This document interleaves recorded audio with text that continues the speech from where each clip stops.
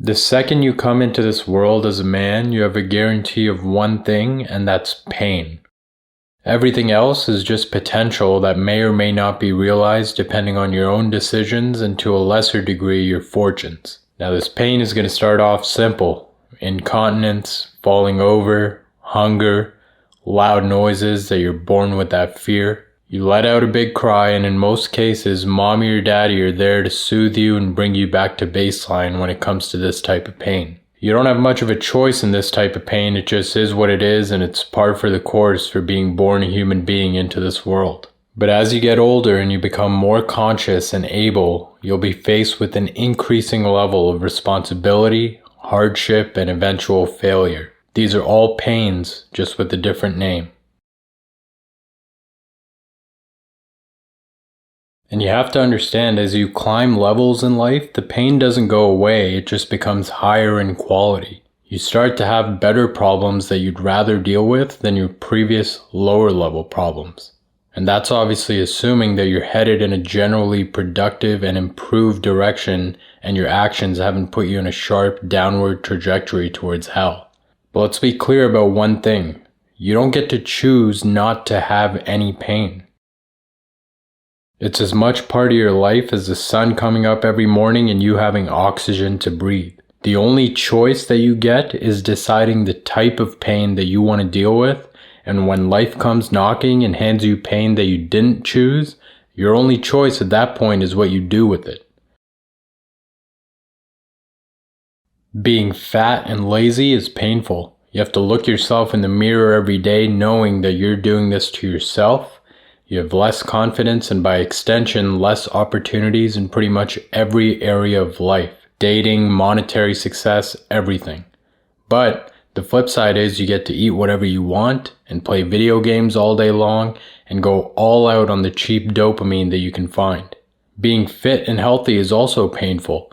You have to eat certain foods in certain amounts when you could easily have a whole feast delivered to your door after pressing a few buttons on your phone. You have to go to the gym and maintain a solid workout routine with progressive overload whether you feel like it or not. But the flip side there is you get to wake up with more energy, more confidence, and by extension, more opportunities in this world. So you see, when it comes to choosing your type of pain, there's always two sides to the coin of every decision you make. You're going to pay one way or another. Choosing the right type of pain in every area of your life is the key.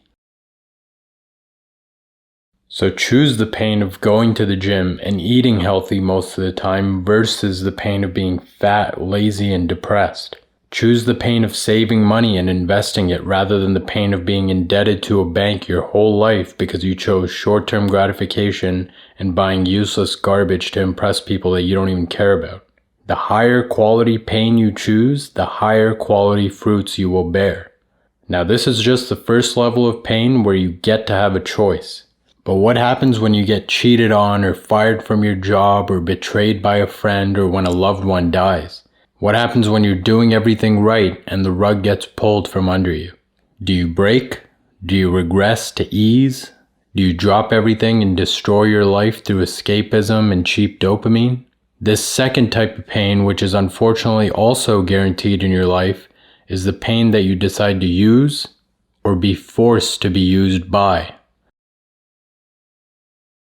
The reflexive decision when you're faced with this kind of pain is to let it consume you and weaken you. It's easy to allow this pain to bring you to your knees and keep you there. No one would blame you for escaping the pain through short-term pleasures or things that you know are not good for you. No one would blame you for getting angry and resentful. No one would blame you for becoming a victim and living that way for the rest of your life. All of these reactions are reasonable, they're popular, in most cases, they're what happens to the majority of people that face this kind of pain. With that said though, they're simply not the most productive or strategic use of that pain, because this is also the type of pain that you can use to become more resilient, more intelligent, and better equipped to deal with life when it comes knocking. Now there's a simple framework I use when this kind of pain comes in my life. The first step is to assess the facts. No emotions, nothing like that. This is simply what happened, and it's like reading a court transcript. Context doesn't matter, your feelings don't matter. It's simply the fact of the matter of what happened. So a real life example of this is when I lost $4,000 trading Forex trying to make a quick buck.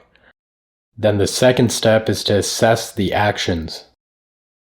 So this is reflecting on exactly what I did to put me in that situation. It doesn't matter if it's my fault or not. It's about taking responsibility for finding myself in this situation in this moment. So in that scenario, I was looking for shortcuts. I wanted quick and easy money. I saw my friend who had been trading for 8 years making good money, and I wanted the results without putting in any of the work. I didn't do any reading or practice. I didn't do any risk management or due diligence. I tried to just copy him and hope for the same results, and that's just the truth of my actions. Now the next step is to assess the lesson. So where's the productive lesson that I can carry forward? If my kid was going to make the same mistake in the future, what would I tell him? So in this case, the productive lesson was that there are no shortcuts. You get what you give. Copying for the result rather than the process of the result is a fool's game, and you will always lose in the end. If you haven't gone through the pain of learning, failing, and improving, you don't deserve to win in that realm. Then last but not least, the fourth part of this framework is to force productivity. Force that pain to work for you. So here you have to refuse to be used by that pain and brought to your knees. I use this framework to then force that pain to work for me. So in this example, I'm going to work my ass off to become excellent at whatever I decide to pursue. I'm going to use this failure and this pain as fuel to propel the hours of hard work needed for learning and improving. And I'm going to earn my wealth the right way so I don't have to worry about garbage shortcuts to anything. And then I'm going to get to work. Just following this framework has taken so much pain, including this real life example in my life, and turned it into productive lessons and fuel for propelling me toward a productive direction. Obviously, it's hard at first, and I've been broken by pain many times in my own life. But as I've grown up, I've become a better man and better at using this framework. The pain has served me a lot more than I allow it to conquer me. So that's pretty much it, guys. Pain is going to be part of your life, and that's not a choice that you get to make. When you have the privilege, choose the right kind of pain that leads you where you want to be. And when life hands you a steaming pile of pain that you didn't ask for, force it to build you rather than allowing it to break you. I'll see you next time.